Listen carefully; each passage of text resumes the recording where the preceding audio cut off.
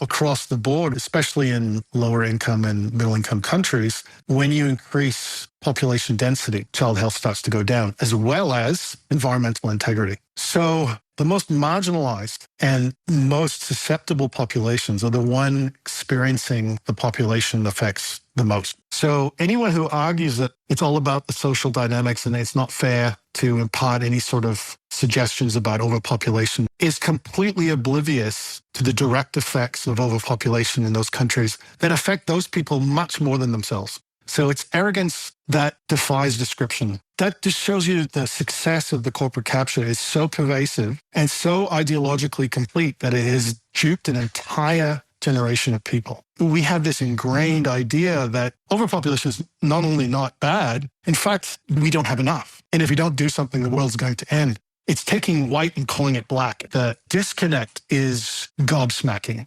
In honor of World Population Day on July 11th, we are joined by ecologist Corey Bradshaw in this episode of Overshoot. We discuss with Corey new research led by him that confirms that global human population is over 3 times Earth's sustainable carrying capacity, and how population denial across the political spectrum is exacerbating our already severe social and ecological crises. Welcome to Overshoot, where we tackle today's interlocking social and ecological crises driven by humanity's excessive population and consumption.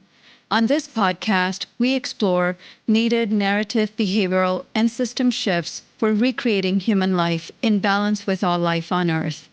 I'm Nandita Bajaj, co-host of the podcast and executive director of Population Balance. I'm Alan Ware, co-host of the podcast and researcher with Population Balance.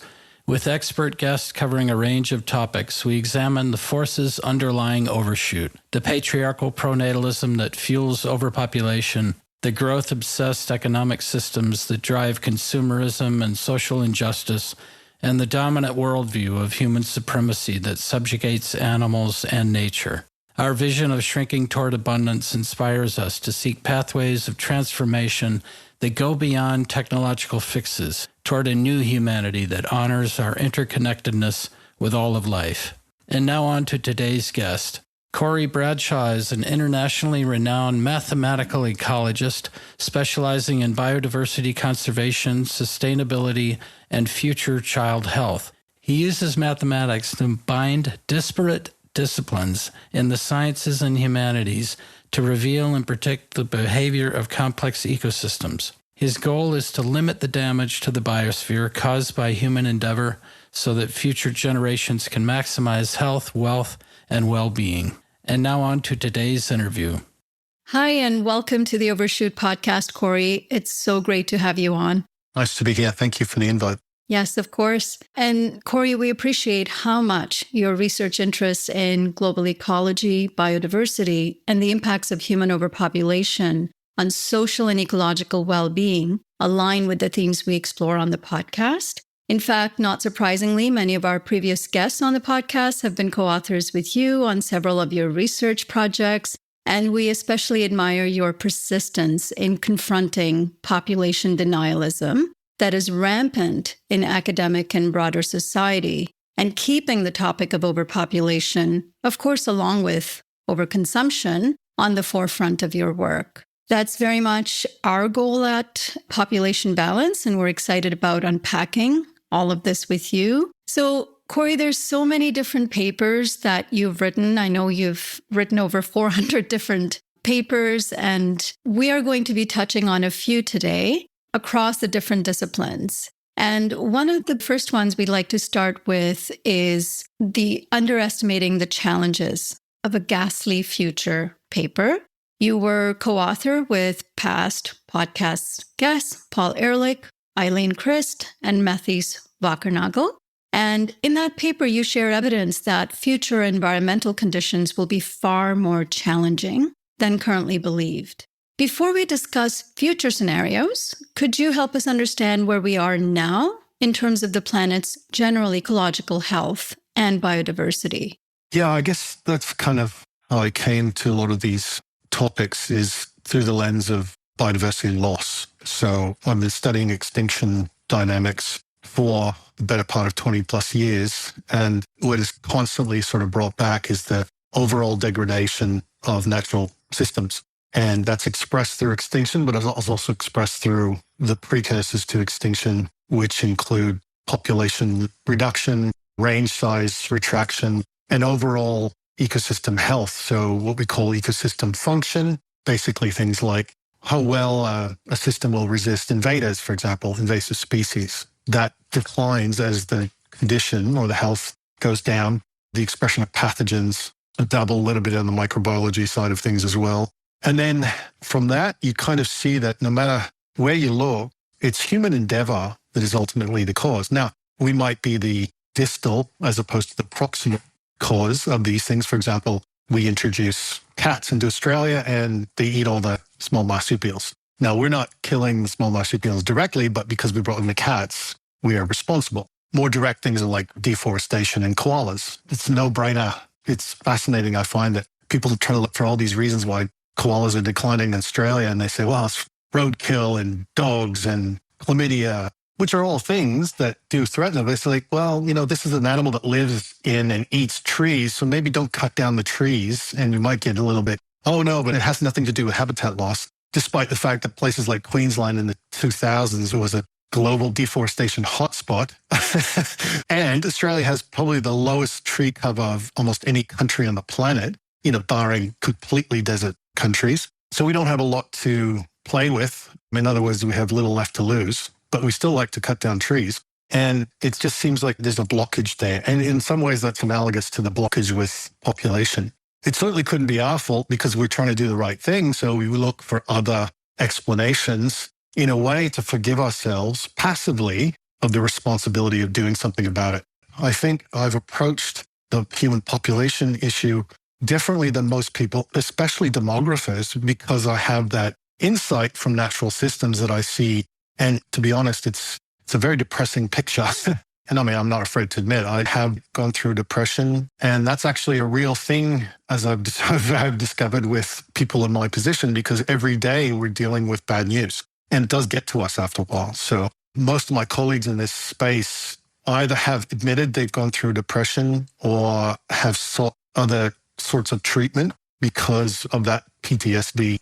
Yeah, thank you for sharing that. And I think you're right. Like a lot of people working day in, day out on these issues, including conservation, are constantly seeing the rapid decline in all the things that they set out to dedicate their careers to. And in terms of the natural decline, you've also talked a lot about us entering the sixth mass extinction and just the state of the rest of life on Earth. I wonder if you could highlight some of the key features of what we're seeing ecologically. Yeah, I'll actually tackle the sixth mass extinction question first, because recently done a lot of work on that with one of my good colleagues in Italy, Giovanni Strona.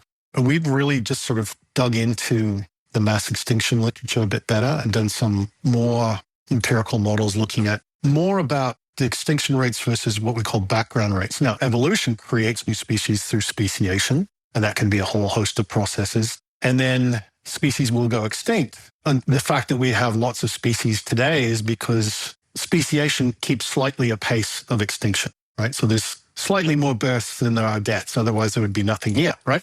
But extinction and speciation, for that matter, aren't gradual. They tend to happen in these big pulses. So scientists have looked through fossil records and reconstructed these extinction pulses, and we can see these 5 big peaks. Now, these are just the biggest ones, and they're a little bit arbitrary because if you look at the definition of a mass extinction, it is arbitrarily 75% or more species being lost within about 2.5 million years. Why 2.5 million? Well, that's just the temporal resolution of the fossil record. We don't have tighter timeframes, basically just from the rock layers that we see. And why 75%? Well, they're just the big ones that stick above that threshold. So both the temporal resolution and the magnitude are arbitrary. In fact, there are scores, if not hundreds, of smaller extinction events that don't quite meet those criteria throughout the last 3 billion years. Of course, the farther back in time you go, the less resolution you have and the more uncertain it becomes. The big 5, of course, the last one that happened is when we lost the non-avian dinosaurs, the big bolide impact in the Gulf of Mexico, the Chicxulub crater that wiped out, as I said, the non-avian dinosaurs, because we still have dinosaurs, we just call them birds now. That was 66 million years ago. The biggest one on record was the end Permian extinction event, which, I mean, estimates vary, but it's between sort of 90 and to 95% of all species going extinct in that same time frame. So it was massive. Of course, there wasn't the same diversity of species that we have today. They were mostly marine when that happened. There were no mammals or anything like that back then. Are we in a mass extinction now? Well, possibly, because even if with the most conservative data, we can show that we're several hundred times higher than this background extinction rate, which is the sort of expected extinction rate you see between these extinction pulses. So there's no question that extinction rates are much, much higher than we would otherwise expect. We know the reasons why. Cutting down forests, we're putting in invasive species everywhere, and we've overexploited our systems. There's no controversy about that. It's a question of how long it might take to achieve, again, this arbitrary threshold of 75%. So the modeling we've done looks at also the fact that we might never actually be able to measure it empirically. The reason is because we've only described a small fraction of the species that are on the planet. And we've probably missed many, many extinctions that have happened for species that we didn't even know exist. Now, of course, a lot of these are smaller species or in the soil or lots of invertebrates and marine species that we never see. But we have really good data on taxonomic discovery, so how frequently we describe new species. And even if, again, you take this sort of conservative perspective, there's a 50-50 chance, essentially, that even if a mass extinction was achieved, we'd never be able to measure it. So we might not even notice. And how long might this take? It could take minimum 4,000 or 5,000 years to several 100,000 years to play out, depending on how these extinction rates change. So from a human perspective, that's beyond any sort of future horizon scanning window. We can't even conceive of what that might be. But will the people that follow us several thousands of years later, even if we're still around, will they be able to tell we've gone through mass extinction? They might not be able to. And that's an interesting question, in that there's no controversy that we're going through a massive extinction pulse. Whether we reach this so-called sixth mass extinction is entirely another question.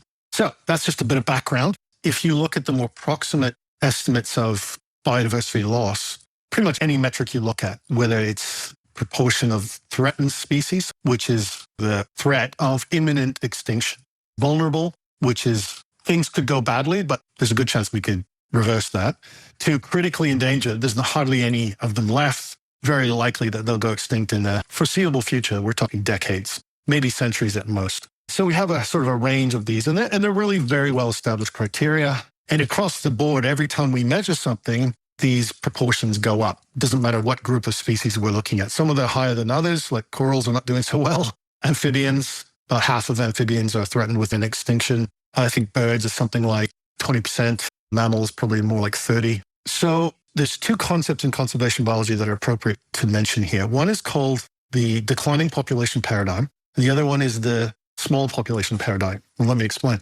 The declining population paradigm describes the processes through which a species or a series of populations that make up a species start to decline, both in abundance of individuals as well as their range size. When a threatening process, for example, let's say it's overexploitation through hunting or something, we drive the populations down. And then what happens is a new phenomenon kicks in, and it's called the small population paradigm. And basically what that means is once the population's gone to a very small size, it becomes susceptible to threats that wouldn't necessarily make much of a dent if the population was larger. So I'll give you an example. The great auk was, I guess, the northern hemisphere equivalent of a penguin, went extinct over 100 years ago throughout the North Atlantic. What happened was the declining population paradigm is described through consistent egg harvesting of this large seabird. Over time, that made the populations dwindle in size, and eventually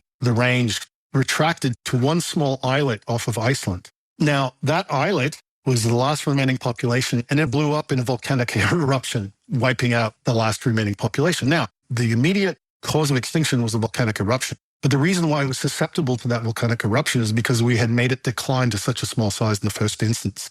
So very few species actually go extinct from one thing. It's usually they're driven into a realm of susceptibility, and these other what we call stochastic or sort of random things that wouldn't make much of a difference for larger populations kick in and then cause the extinction. And of course, measuring extinction is very difficult because as the population gets smaller and smaller, the density of individuals over a particular area becomes lower and lower, which means it's harder and harder to find them, especially if it's a small animal or it's otherwise cryptic, like it lives in the soil or something.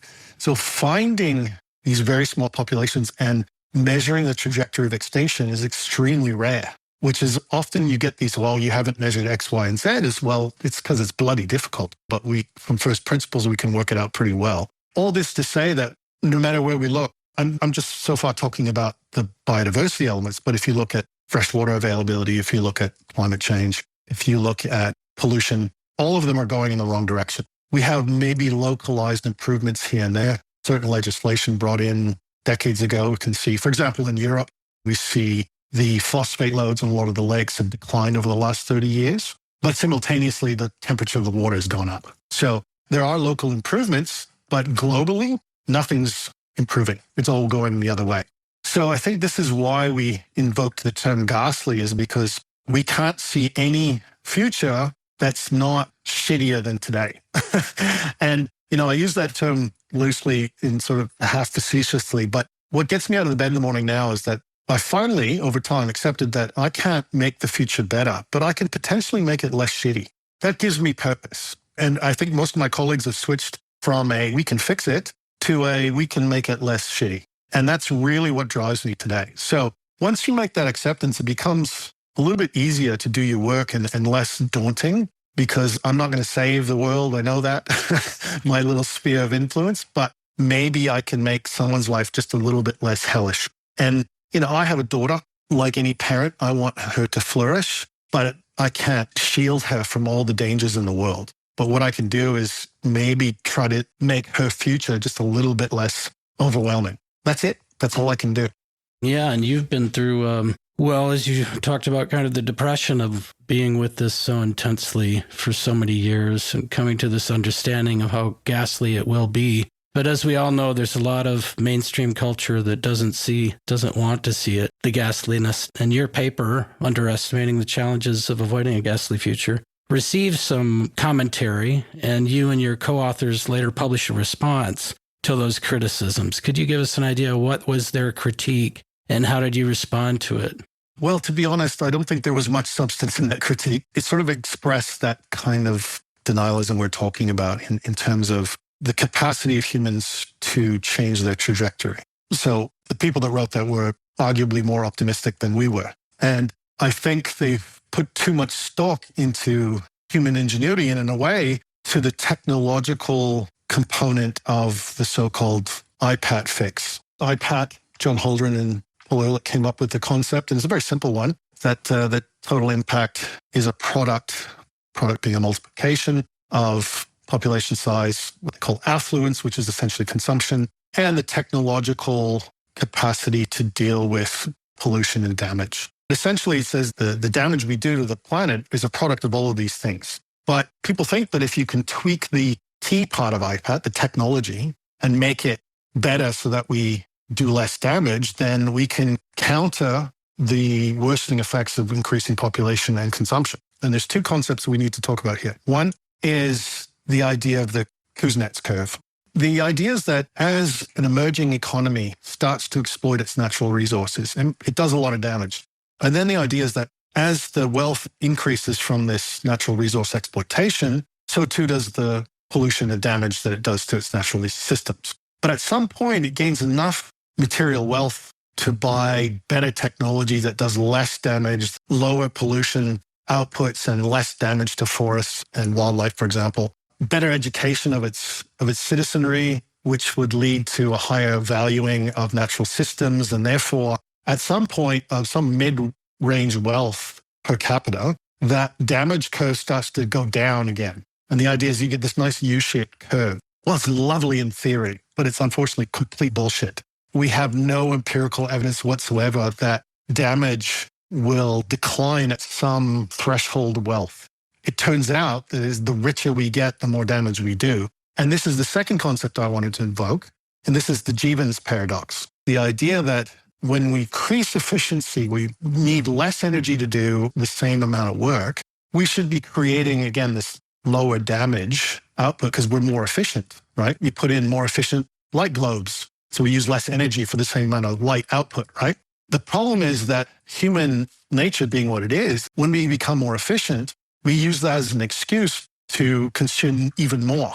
So the paradox is that while we should be reducing our consumption, the fact that we have better technologies and more efficient technologies means that we end up using even more. Like, for example, the art exploitation of oil reserves used to be drill a hole 3 meters in the ground and oil would come out. Now we need massive technological innovation to drill on the bottom of the ocean floor 5 kilometers down to get, a little bit of reserve that's left. So we're more efficient at exploiting things that were previously unavailable, so we consume more. So not only is our population increasing, but our per capita consumption is increasing because of this Jevons paradox. So the environmental Kuznets curve predicting when you would decline obviously can't happen because we're constantly pushing. Now, there is an upper ceiling, and the upper ceiling is collapse when society just has nothing left to do and it just falls into a heap, hence the ghastly future. Yeah. So their critique was based a lot around concern about equality and capitalism. And I noticed a lot of the authors all seemed to be social scientists, not natural scientists. So they weren't addressing the ghastly ecological future you were talking about head on. They were just assuming it's all about capitalism. It's about inequality. These are neo-Malthusian tropes, they called it, talking about population. You did acknowledge overconsumption. And we certainly in this podcast talk about inequality and the need for pluralistic, culturally diverse voices and everything. But social science often does have a problem just accepting us as a human species, and that no matter what, we are going to use resources. We are going to create pollution.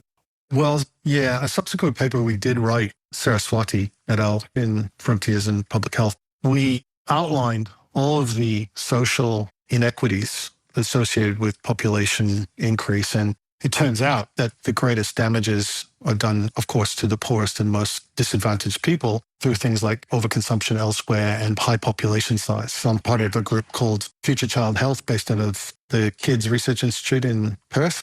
And our explicit aim is to look at the relationships between child health, and that's the whole sort of gamut of child health measures, everything from mortality through to expression of asthma or other childhood diseases, relative to their living environment that is affected by population size and affected by consumption and affected by climate change. And it turns out that across the board, whenever we look, especially in lower income and middle income countries, when you increase population density, and that's often expressed through, for example, household size, the number of individuals in a household, child health plummets. Every time that increases, child health starts to go down, as well as environmental integrity. So again, the most marginalized and most susceptible populations are the one experiencing the population effects the most. There's climate change as well, of course. They have the smallest buffers against wild changes and even, like I said, these stochastic events, these random events that'll come through, famine, flood, disease. You don't have a buffer and you're extremely susceptible to these sometimes very rapid environmental changes to the point where those people are going to be suffering. And this is something that's come to my attention a lot over the last 10 years in particular. I thought that moving from documenting species declines and extinctions to the economics associated with this and the child health implications, I'll be speaking to people's pocketbooks and to their families. People value their families and they value their bank accounts. They might not necessarily value some worm that went extinct under the ground in some country. Fine. And I realized that as long as it's people over there that are going to die anyway in those other countries, I couldn't give a shit about it. I really do see this as a massive, it's racist, it's privileged, it's disconnected, and it's institutionalized such that the places that have could not care less about the places that don't. And if anything, this is getting worse. So equity is getting lower and lower. We have high and high disparities of wealth, even in the wealthy countries, but it's getting worse in the lower income nations. We have fewer individuals with more of the resources, and this is only going to get worse as competition increases. So if anything, the more competition we have with each other, the more we maltreat each other on a global scale. And this gives rise to everything from local skirmishes to outright warfare. So anyone who argues that it's all about the social dynamics and it's not fair to impart any sort of suggestions about overpopulation from wealthier nations to poor nations is completely oblivious to the direct effects of overpopulation in those countries that affect those people much more than themselves. So it's arrogance that defies description, really. And I fully acknowledge that I'm in an absolutely privileged position. I'm a heterosexual, middle-aged white man from a wealthy country. You couldn't get much more privileged than I am. So every time I open my mouth about this, of course, I get jumped on. That said, I make it a very big point of my work to work with as many people from across the spectrum as I can, both in terms of distribution, background, gender, sexuality, economic upbringing, all sorts of things, so that it's not just this voice, right? At the same time, I have the mathematical capability to address some of these questions. So that's my role. I'm more of the mathematician in all of this, but these are important topics, so I put the effort in. And speaking about ideological perspective, I think most of the population denialism really comes from ideology. Obviously, if you were following the science and if you're following the evidence, there'd be no denying that all of the things that you've mentioned have population as a key factor, if not the main factor. There's a quote that I'd like to read. This is out of the United Nations Population Fund, which is a bit of a misnomer because the United Nations Population Fund has boycotted the term population in their work. But they wrote a glibly titled report a couple of years ago called 8 Billion Lives, Infinite Possibilities. And the reason I'd like to read this quote is because your Ghastly future paper is directly quoted within it as a way to basically invalidate the reality. So here it goes. The idea that fewer people would automatically relieve pressures on the planet and allow ecological restoration is persistent. Proponents of such thinking often link human population size to food insecurity, soil degradation, biodiversity loss, plastic pollution, the increased chances of pandemics, overcrowding, joblessness, deteriorating infrastructure, bad governance, and conflict. These views call for, quote, difficult conversations about population growth, among other policy measures like reining in consumption patterns, in order to avoid a, quote, ghastly future. They go on to say, these claims have gained traction throughout the broader world, yet there is surprisingly little evidence to link demographics and conservation efforts. So talk about ideological grounding. And of course, when you look at the background of most of the authors or the people that they're quoting to critique the population factor, none of them has a background in natural sciences. These are social scientists who have made it their goal to simply look at a very, very narrow lens. And so you might find it vindicating that we wrote an entire paper challenging this report called Confronting the UN's Pro-Growth Agenda. Yeah, claiming there's no evidence is clearly someone who's not done their homework because the evidence is overwhelming. I mean, I can go into it in gory detail, but we have vast evidence in terms of higher deforestation rates leading to higher species loss. We have increases in human population size associated with greater threats to biodiversity. Human population strongly associated with increased number of threatened species. Other factors contributing to species threat include habitat destruction and degradation, direct exploitation such as hunting, invasive species, pollution, diseases, climate change. So all the things that they measured have direct evidence. It's like they read those and then sort of dropped all the citations off.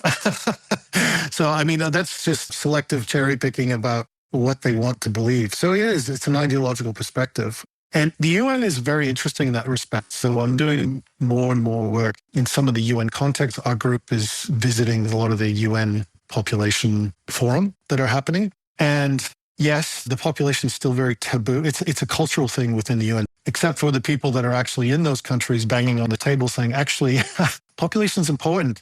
Representatives from Tanzania and Uganda and Kenya always, and Nigeria, of course, getting up saying, look, actually, we think this is an important issue, but the UN sort of goes, la, la, la, la, we're not listening to this. Part of it, I think, is derived, again, from this sort of Western bias of things. So anything Western, because of the horrible colonial history and the maltreatment of indigenous people and overexploitation, the banana republic kind of concept. And for good reasons, anything associated with sort of Western concepts is considered ultimately evil. There's been this overcorrection, and people are starting to say, again, especially from African nations who are bearing the brunt of this, going, look, we actually disagree with you on this, but the culture has yet to shift within the UN. I'm starting to see or sniff small signs of recognition, but also when you get the Catholic Church involved, back in the 90s, Catholic Church saying we can't talk about this anymore, and so many Catholic countries involved, it becomes a topic persona non grata. And this is a generational scale cultural shift.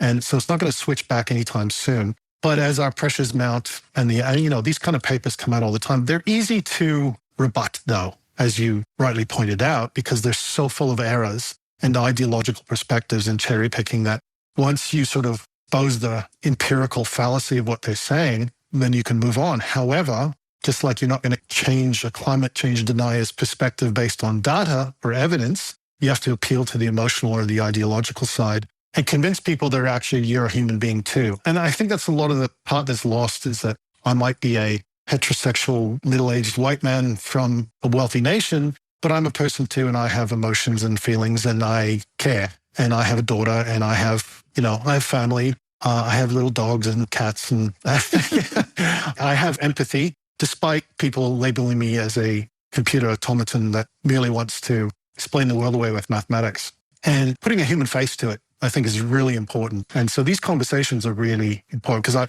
I cease to be just a name on a paper and a mathematical equation associated with my name. And that's important, because we are all human beings, and we all need to share the planet, and we all need to be respectful of each other.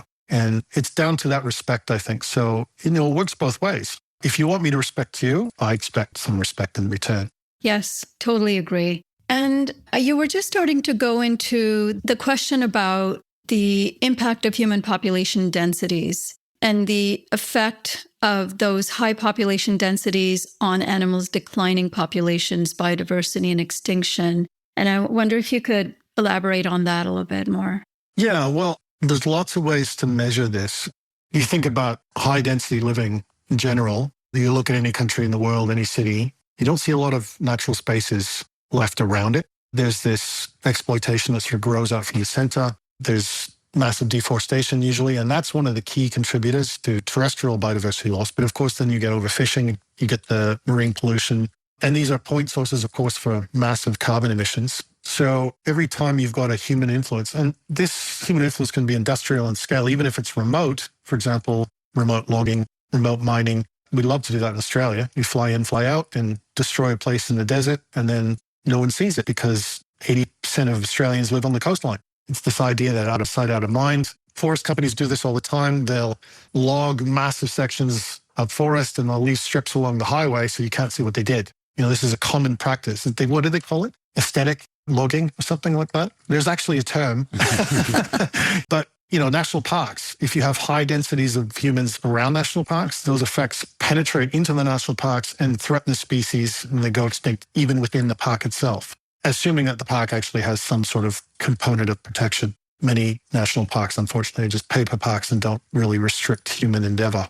Islands are some of the ground zero for a lot of this, because they're small areas. They usually have very endemic biota, so they're only found there. They're usually quite sensitive. And as soon as we get onto an island, we destroy it within a generation in terms of biodiversity, total diversity, number of individuals, uniqueness of those individuals. We put in invasive species, and the highest extinction rates on the planet are in the islands around the world. So that's where we see the biggest effects. So again, even if we look at some of the ecological characteristics of a country, it's what we call sort of environmental intactness. And there's various ways to measure that. How many threatened species they've got, how much cropping and livestock they do, how much carbon emissions they do, some of their policies about protecting wild places. When you look at the relative ranking in those countries, you see that population density is one of the highest contributors to that degradation. So again, there's no question that high human pressures increase biodiversity loss. I mean, there's not a place on the planet that shows otherwise. So I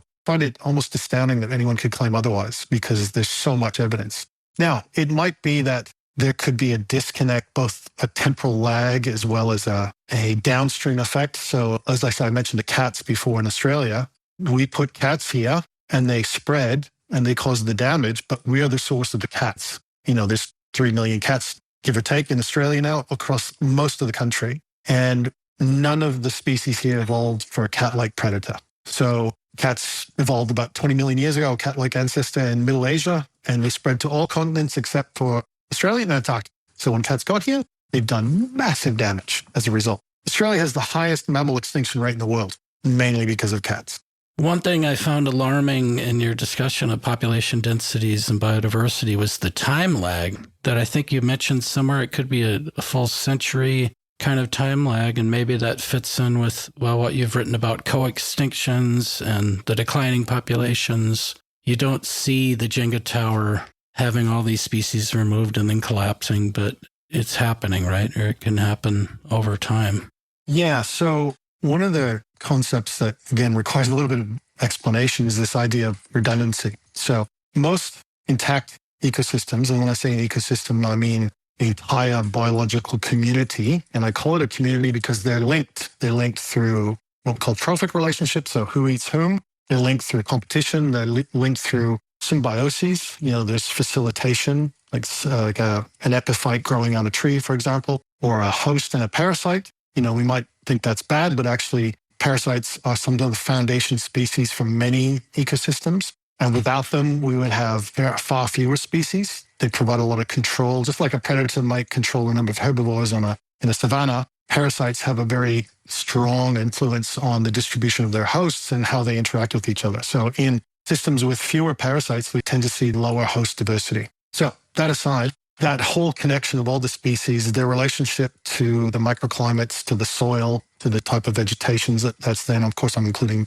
plants in these communities. They have what we call redundancy in the sense that there are certain ecological functions, for example, let's say photosynthesis, carbon sequestration. It's done by a lot of different species. Or decomposition of a dead carcass. There's all sorts of species that have a role in decomposing that carcass. And if there wasn't decomposition, we would be in a right mess, quite literally. So because you can lose a few species in a system, there's always other species that will be there to sort of do the job, so to speak, up to a certain point. So this is what gives ecosystems resilience, is that if certain things drop off the perch, other things can step in and do the job, and the ecosystem functions as a whole. But at some point, it becomes so disconnected and it's lacking key ecological functions that the whole thing collapses in on itself. And this is the concept of the co-extinction. So we'll come back to the parasites.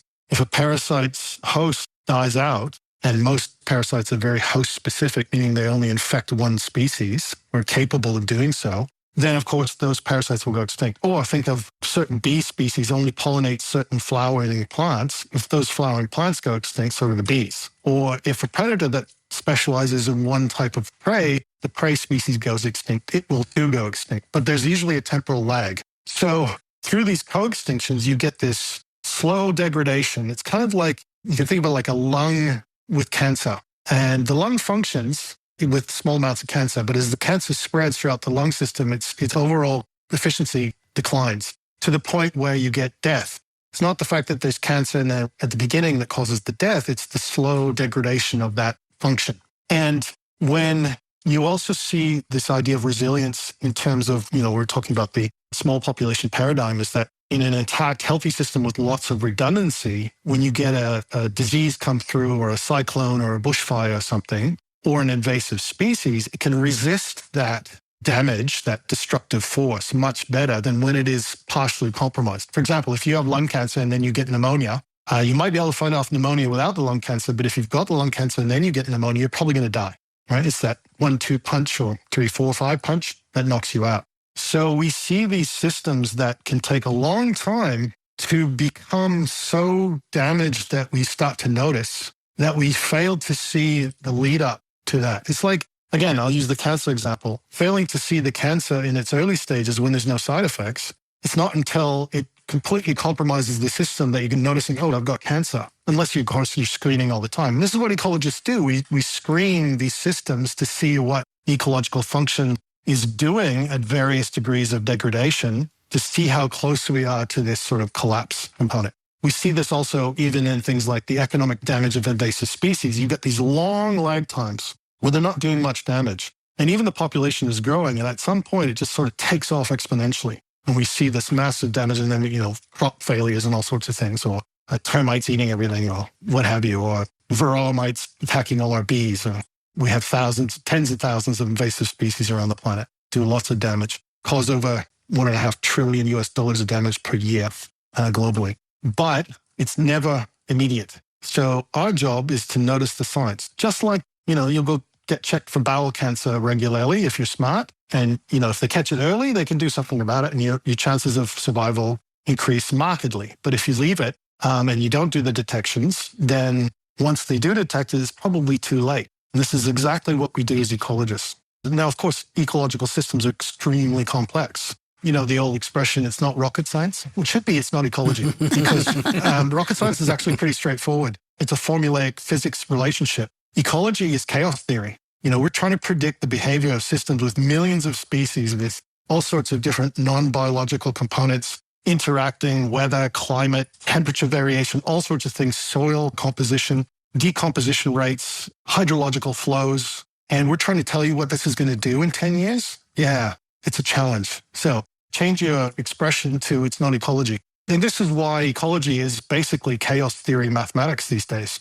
And you recently published an article titled Global Human Population Has Surpassed Earth's Sustainable Carrying Capacity, which you co-authored with some past guests on the podcast, Paul Ehrlich and Matthew Swackernagel again. And in that paper, you suggest that a human population of 2.5 billion might put us in alignment with the long-term carrying capacity of the planet. How did you arrive at that estimate of 2.5 billion? Yeah, this is interesting. Of course, there's comments on this paper coming out to which we've responded, but you'll see those in the subsequent months. The idea is quite simple. It's the mathematical definition of a long-term carrying capacity. How many individuals the system can support in the long term on average. It's based on pretty classic demographic theory in that when a population grows, what happens is that you tend to get certain things like more inter-individual competition. Now, let's not invoke humans yet. Let's just say the number of lions in the Serengeti, right? When you get high lion density, there's more competition for prey between them, right? You also get more territoriality. And one thing that lions like to do is that when there's high densities and there's lots of young being born, they tend to, especially young males, tend to move out and they'll try to challenge other pride lions to take over those prides. If a male challenging an established male succeeds, the first thing he does is he kills all the lion cubs, and then the females go into estrus. In other words, they go into heat and they breed immediately. We find that quite shocking, but that's their strategy. But there's a lot more aggressive interactions. The survival rate of the young goes down. The survival rate of the adults go down. The fertility goes down. And so what happens is the population has this self-correcting mechanism. And as the per capita, or the individual fitness goes down, the rate of population growth goes down, right? So as population rises, the rate of population growth declines. Flip side, very low density, there's lots of food per person. There's no need to be aggro. You can have huge territories. There's lots of food. Fertility goes up, survival goes up. And what happens? The population grows. There is this threshold at which the population is stable. It's not growing. It's not declining. That is the mathematical definition of a long-term carrying capacity. How many individuals the system can support in the long term on average. But of course, the population is fluctuating around this theoretical carrying capacity. So if you go above it, then there's more of these aggressive interactions, more competition, and you tend to track back to the carrying capacity. When you're a small population, your fertility goes up, lots of food, your survival goes up, and you track towards the higher population side, which is carrying capacity. But you're constantly chasing this. To make things more complicated, your carrying capacity changes over time as well. So in good years, if it rains a lot, there's lots of food, carrying capacity goes up. And so you're chasing this target that's moving all the time. Or in a drought year, it goes backwards. And sometimes you can have a stable population, but then the carrying capacity moves backwards and then everything starts to get dodgy again and you track back to this lower number. So it's this constant back and forth. This is why ecology is complex. Now, applied to human populations is a bit complex because we modify carrying capacity to our benefit. Technology, clothing, habitation, air conditioning, taking growing food here where we can't grow it very well and moving it over here where we can eat it. Transporting fuels, goods that we might need that we can't grow here or over there. We have this huge technologically interconnected society so that local carrying capacity ceases to be defined or ceases to be relevant. We're talking global carrying capacity here. And because we have artificially inflated our local carrying capacity through the exploitation of fossil fuels, we've pushed back the environmental feedbacks that would have otherwise corrected our rapid population growth. Now, if you take the relationships between population size and population growth rate for humans, and you're going back with over 200 years of data here, you see an abrupt shift at about 1949. Prior to 1949, the more people that were added to the planet, the faster we grew. We call this facilitation. In other words, as we were building societies and capacity and our ability to exploit and to inflate our carrying capacities, our population growth rate increased. So if every extra human, we grew at slightly higher rate. In 1949, that broke down entirely. Now, the war might have something to do with that. But there was this transition period, probably again started by World War II, that really sort of threw a fly in the ointment there. And then in the early 60s, about 1962, 1963, the relationship changed abruptly to this classic negative relationship. So for every additional human, our population growth declined. We still grow. So I'm saying basically a rate of acceleration declined, right? So think of a car. A car's still moving forward at some speed, but then you reduce the speed. It's still moving forward, but it's moving forward at a slower pace. So we're still growing globally, right? But we're growing less fast than we were before. And every additional human being on the planet has reduced that. In fact, the relationship is so tight. It was almost, I did a double take. Mathematically, we're not used to seeing such great relationships like that, but it is so tight. And it's not just environmental feedbacks. In fact, if anything, we're only starting to see that. But what it is we're changing socioeconomics simultaneously. We're changing culture. For example, death rates of children, cultural norms. The choice, even in high-income countries, not to have many children is because you don't want them to sort of face the future that's lying ahead of you, or the lack of a societal pressure on women to reproduce as much and all sorts of things like this. So it's a very complicated social, biological, economic construct, and we're still growing. This is a very important concept. We're not declining. We're just growing less fast, right? So we looked at that number and said, okay, well, that's actually very clearly from the data about 2.5 billion. Now, if we extend the relationship back to population stability, in other words, when the global population is no longer growing, that suggests about 11, 12 billion people. But that's when environmental feedbacks come to bite us in the bum and reduce our per capita fitness. In other words, that's not a pretty world. We call that a maximum carrying capacity. That's when we start dying because we can no longer feed ourselves. Now, that's a natural feedback. We don't want to get to that point. We want to avoid that.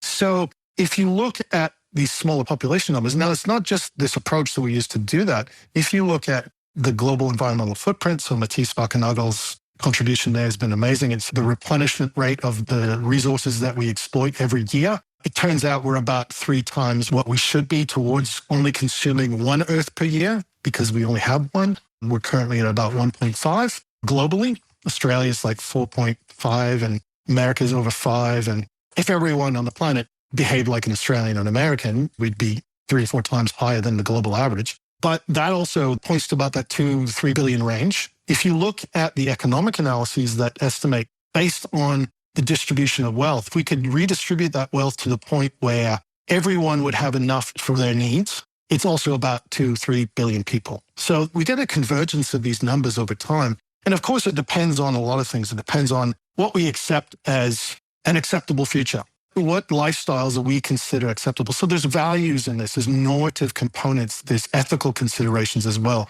The equity, if some people live really well, whereas most people don't, is that fair? Was that just? Most people would say, no, of course not. So the distribution of wealth is also a function of this system where we concentrate more and more wealth and resources into the hands of few, and most people suffer. So if you're a comfortable person living in a high-income country and you don't see any problem with adding more people to the planet, then that's on you because you are in a bubble and you fail to recognize the feedbacks that are applying to most of the people on the planet that you don't have any contact with. And that, to me, is the saddest part, is just the human arrogance and egotistical behavior. And, if we want to go into the politics of population denial, because the evidence is overwhelming that more people benefit when populations are lower, the only thing I can see here is that in our ultra-consumer societies, and basically the economic system in which we are embedded, and this is every country in the world, some worse than others, is that when you start to threaten the number of consumers in a base, the corporate world loses its mind because that's what their profit margins are based on. I personally think the worst invention in human history wasn't the atomic bomb. It was incorporation in the stock market. That divorced ethical human decision-making from actual values. And we don't make the difference. It's the bottom line only because you're outsourcing the decision-making to shareholders. If you reduce the number of consumers, then the CEOs get worried because their consumer base is declining, their profit margins decline, their shareholders get up them. So the reason we get this crying wolf from the corporate world to government is why we have this ingrained idea that overpopulation is not only not bad, where in fact we don't have enough. So you get this birth people who are claiming that we're going to decline to nothingness, and if we don't do something, the world's going to end. I mean, it's taking white and calling it black. I mean, it's unbelievable. The disconnect is maddening. But when you understand the ulterior motive, just like the smoking denialism in the 70s was all financed through corporate lobbying. Climate change denialism, all financed through corporate lobbying. It's the same thing with population. It's the smoking of the 2020s. I can provide as much empirical information, but when the empirical information is either ignored or completely buried or otherwise used in a cherry-picked manner, then people convince governments.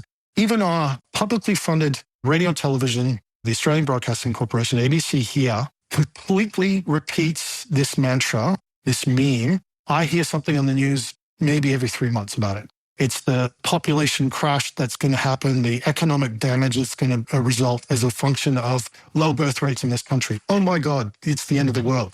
Like the disconnect is gobsmacking. It's even the people with brains and education that are repeating this. And that's what astounds me the most. Even the politically aligned and the people that have empathy and the people that are so-called on the sort of more liberal side of politics, the ideology, still can't see this. That's what's the most frustrating. I mean, I'm not just fighting conservatives, I'm fighting my own kind.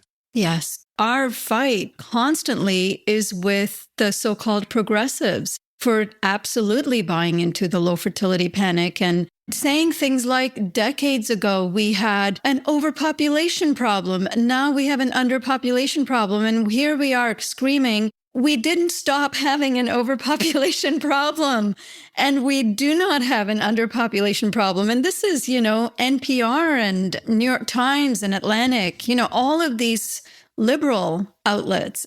I mean, that just shows you the success of the corporate capture is so pervasive and so ideologically complete that it has duped an entire generation of people. I'm actually quite impressed. The propaganda that's been associated with this has been so complete that it's duped the most intelligent in society. Now, it's not everyone, but it certainly is the norm. So the common argument, of course, and we discussed is like this idea that of economic ruin when populations start to decline. So the Italys and the Japans and to a certain extent Australia and some other countries are holding or even declining. Now, I recently turned my attention to this very question. So is there in fact evidence of economic decline with an aging or declining population? That was the question I asked.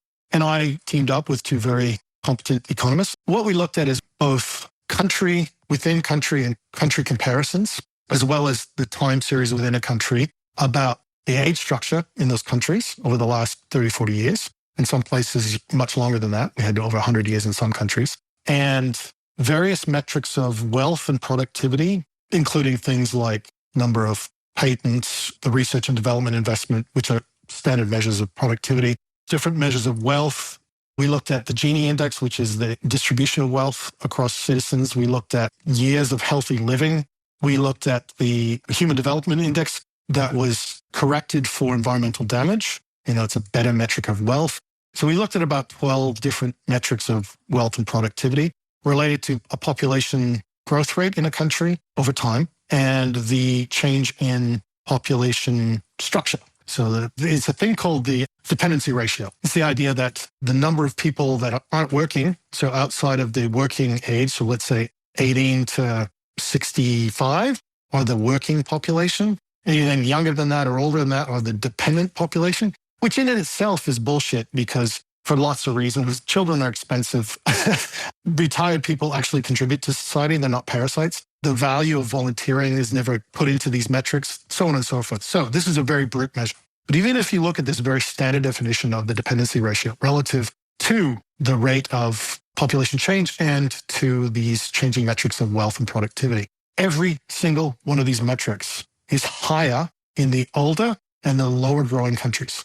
Every single one, whether it's across countries or through a time series within a country. There is zero, and I mean zero evidence that an aging or declining population compromises a local economy or productivity in any way. And when you look at the economic literature about this, actual economics literature, it's a few papers here and there that say, well, there could be a problem.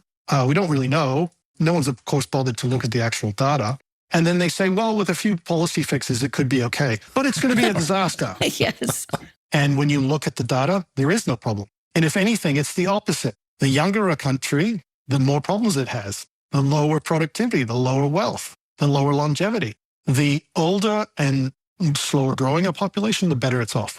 And so anyone who throws the economic argument at me, I just laugh now because this paper will change a few minds, hopefully. But it's stunning that an ecologist who dabbles in economics was the first person to do this.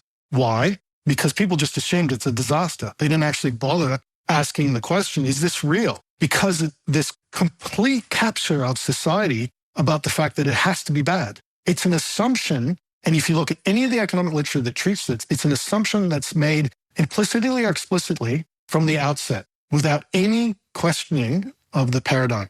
As a scientist, that blows my noodle. When you understand that it is corporate capture, you understand why it exists and why it hasn't been challenged. And yes, we're going to get economists going off their nut about this. But again, show me the data that should suggest otherwise, and I'll modify my conclusions accordingly. A lot of my colleagues, when someone comments on their work, they go, oh dear, someone's critiquing what I did. And I think, no, that's the best thing that could ever happen because you're making people think. And at the very least, they're shining a light on your work. You should invite critique because that gets the conversation started. And then you can start really arguing, what do the data say? And I don't know why people fear critique because that's part of the process. That's what we do. And despite the evidence from work like your research showing the beneficial effects of a smaller human population like this paper, we know that population remains largely taboo. We've talked a bit about that already. What has been your personal experience raising this issue? Hate mail and death threats? I joke, but it has happened. I got quite a consistent barrage of hate mail and some death threats over the course of quite a number of years. I actually have a special hate mail folder in my email that I keep all this stuff for posterity and a good chuckle later. Most of it is from quasi-illiterate people anyway. No one likes to get critiqued. No one likes to be insulted. No one likes to receive death threats. But at the same time, when you realize where this is coming from, it becomes a lot less personal. When you start talking about human fertility, you inevitably invoke non-empirical perspectives, so ideologies. Religion comes into that, equity, equality. And I'm talking across the socioeconomic divides, not just gender, otherwise. You talk about privilege and lack thereof. Again, I'm coming from a position of privilege. You invoke fairness, human rights, religious freedom, and all of the baggage that comes with that, and the histories of exploitation and control.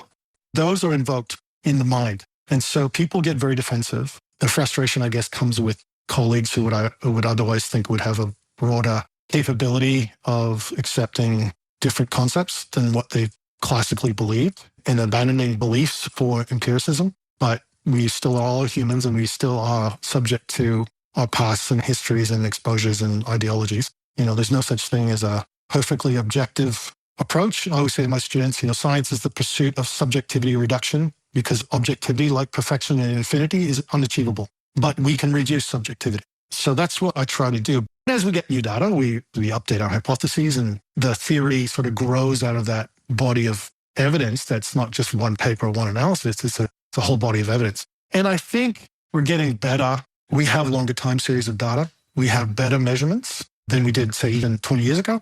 We have really good environmental capacity. We have satellite imagery. We have satellite measurements of things. So the whole understanding of the Earth-atmosphere relationship for predicting climate change. Our climate models are so spot on now that we can look at tenths of a degree change here and there It's remarkable. And these are supercomputers that do it. We didn't have that technology that not long ago. So being able to measure these things and show it definitively, even despite all the chaos and all the competing components of this complex adaptive system that we live in, we can still show the main trends. That's my job. That's entirely my job. And if I can also change someone's perspective in the process, well, then that's just a bonus. Yeah, we really appreciate your and the work of a lot of your co-authors in continuing to provide this evidence-based science to folks like us who are kind of fighting against a lot of population denial. And speaking of data also, we have so much more anthropological evidence available, even over just the last 100 or so years of looking back at the last 10 or so thousand years to see just how much more different the human societies used to be, how much more egalitarian they used to be, how much more reproductive and personal freedom women used to have compared to what they have now. So when folks at the UN or other deniers of population talk about reproductive control in the name of overpopulation, they don't go far enough back to look at patriarchy and, as you said, religion and corporate capture and militarism and all of those forces that have relied on women's reproductive capacity to push them to have more children than they want to. So if you truly are concerned about reproductive control, you cannot cherry pick the few horrible instances of control that have happened. You have to look at both sides of control and see how much more pervasive and longstanding pronatalism and patriarchy have been in growing population, depending on population growth. Yeah, well, I would take that even a step further. And I would say if you're a pronatalist or even an overpopulation denier, I think you're actively supporting reproductive control and the exploitation of women globally. And you're actively reducing their capacity to make their own decisions in life and make their lives better. And it is perpetuating the patriarchy. And I couldn't stress that relationship more than this, is that I think you're a participant in suppressing women by virtue of choosing not to acknowledge the empirical relationships that we're talking about. Yes. And the void that's been left by the denial among the left of population and of pronatalism has very, very quickly been filled by these far-right ethno-nationalists who are decrying fertility decline as a crisis. And the left doesn't have anything to offer because they were not there to talk about population when they needed to talk about population. So, yeah, I think the main reasons that you get that pronatalism within the far right is more about xenophobia than anything else. So I argue that globally, we're seeing more and more far-right populist politics because of this impression that there's more pressure. And it's true, there are more refugees, there are more people moving, and a lot of them are climate refugees, not just warfare these days. We looked at some of the relationships in refugees in Africa, and for every 1% growth increased refugee populations by 2 to 3 times, which means by the end of the century, forgetting climate change, forgetting warfare, forgetting famine, you're going to have somewhere between the 80 and 100 million people coming out of Africa as refugees every single year. And that's ignoring the climate refugees. So, I say if you think we have a refugee problem now, you ain't seen nothing yet. And that's only going to increase this concept of xenophobia and more right-wing politics, which ironically is less and less capable of dealing with our existential problems.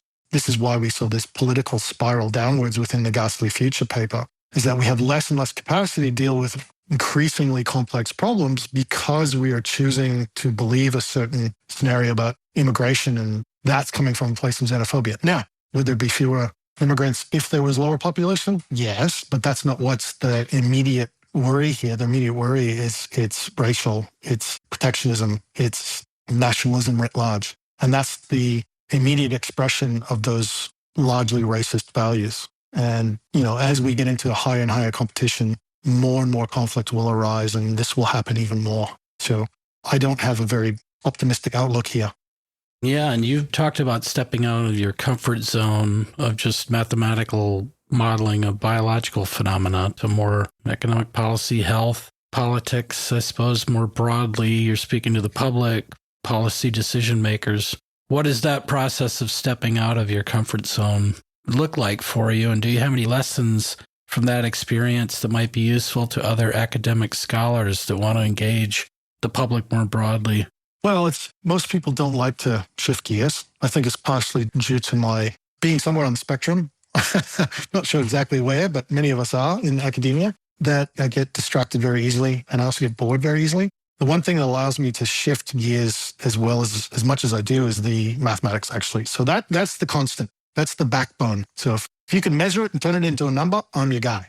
But I don't necessarily have the expertise in a particular area. This is why I work with economists. This is why I work with pediatricians. This is why I work with social scientists, indigenous scholars. I also understand too, the more I do, that just how connected things are. And you can't separate the economy from the environment because we live in a finite world. And when we damage the environment, we damage the economy. You can't separate ecological damage and human health. So this idea of the connection, this complex adaptive system, everything has an influence on something else. As an ecologist, I understand that intrinsically because that's the core of what we do. Ecosystems are connected species. We are connected to everything else. We have one planet. It is a biosphere. And everything that happens here is going to happen somewhere else or have an influence. And it takes a certain amount of translation because they speak different languages. They have different vocabularies. They have different jargon. They have different approaches.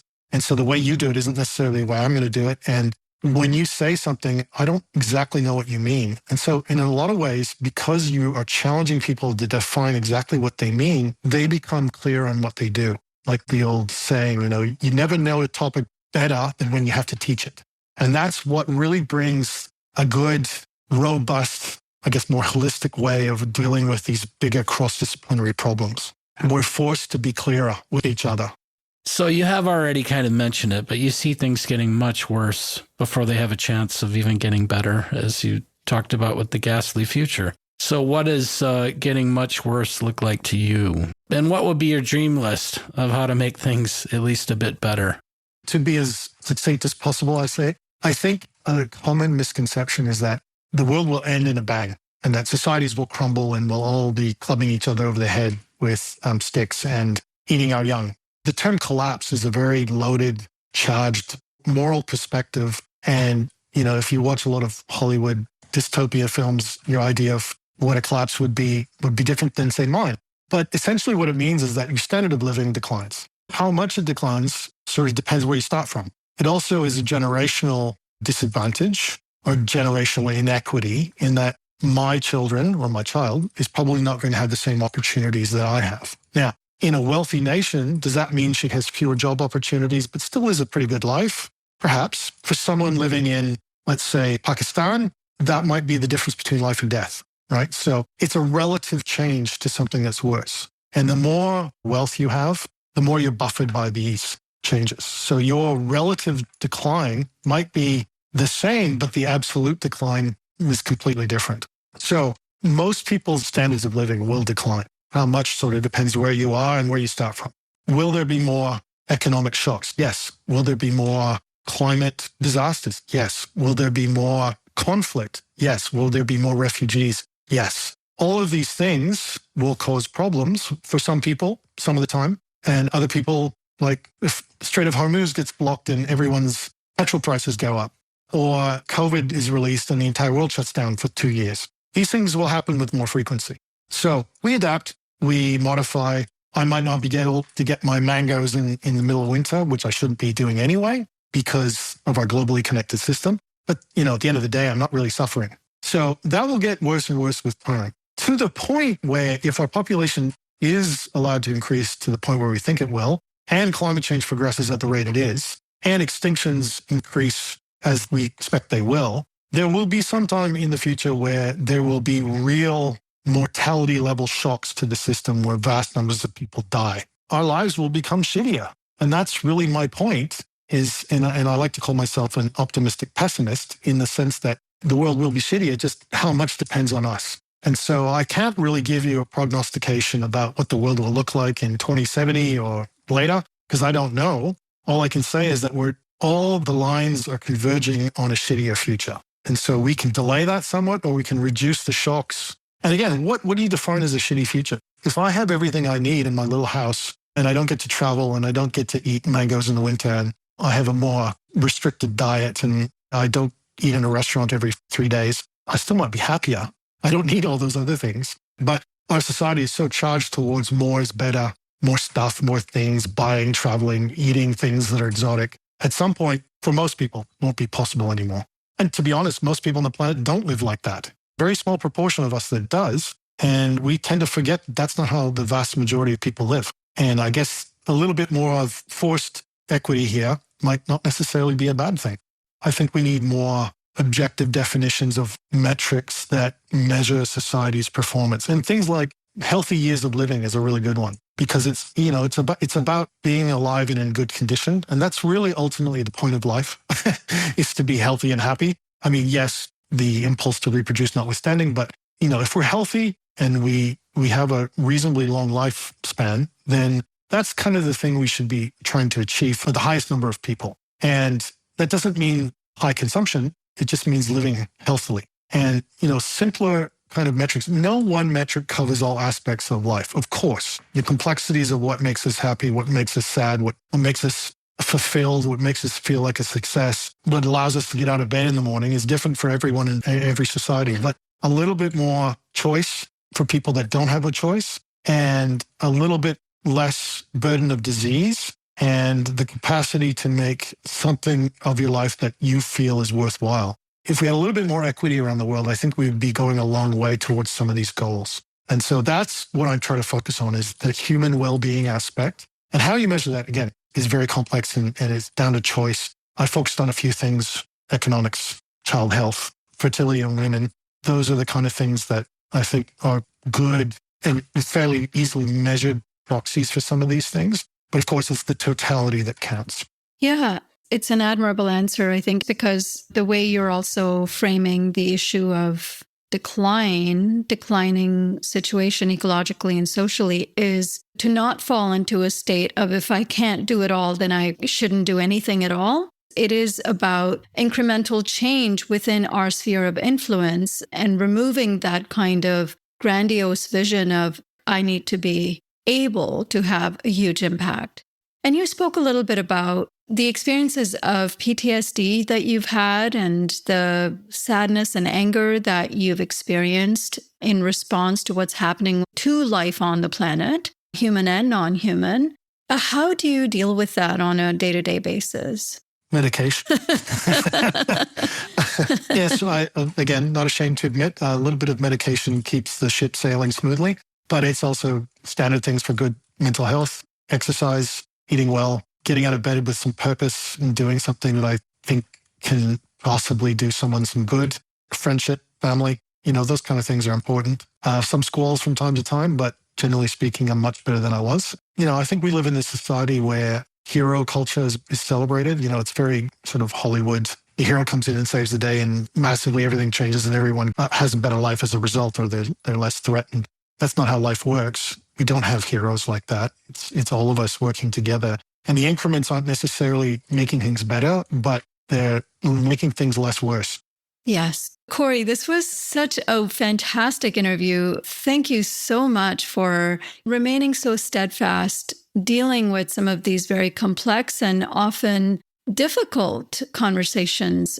We definitely have benefited immensely from your scientific work, and we hope that you also feel a certain kind of solidarity knowing that there's people like us doing the same kind of work that you're doing using a different medium. Thank you very much for being with us today. This was a really great interview. Thank you, Corey. Thank you. Well, that was very kind words and nice accolades. I don't just think I deserve them all, but I appreciate them nonetheless.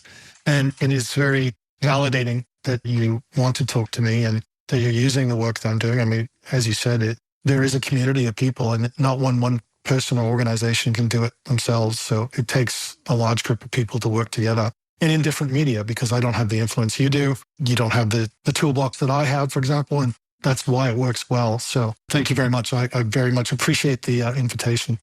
That's all for this edition of Overshoot. Visit populationbalance.org to learn more. To share feedback or guest recommendations, write to us using the contact form on our site or by emailing us at podcast@populationbalance.org. If you enjoyed this podcast, please rate us on your favorite podcast platform and share it widely. We couldn't do this work without the support of listeners like you, and hope that you'll consider a one-time or a recurring donation. Until next time, I'm Nandita Bajaj, thanking you for your interest in our work and for helping to advance our vision of shrinking toward abundance.